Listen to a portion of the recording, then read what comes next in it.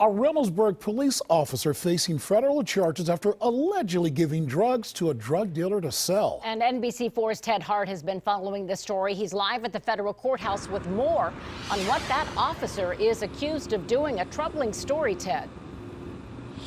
Yeah, Colleen, Detective Ty Downard had his initial appearance in federal court here this morning. His arrest sent shockwaves through the Reynoldsburg Police Department. This is a guy with 20 years of experience on the force, and just 2 years ago, he was named Officer of the Year. On January 7th, Detective Ty Downard was involved in the execution of a search warrant on a home-grown marijuana operation. The Reynoldsburg Police Department posted these pictures on its Facebook page.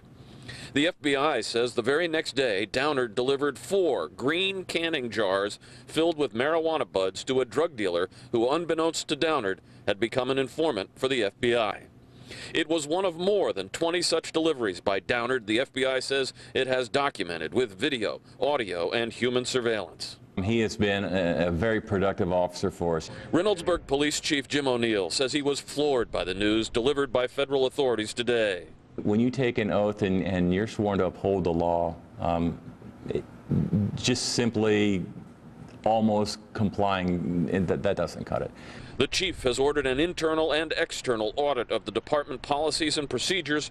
He says as a suburban undercover narcotics detective, Downard did a lot of work independently. It's difficult to do covert operations if more than a couple people know about it. Yeah. And that in itself sort of lends it. It makes you susceptible to indiscretion like this. And the federal charges that Officer Downard is facing are punishable by up to 20 years in prison. Live at the federal courthouse, Ted Hart, NBC4.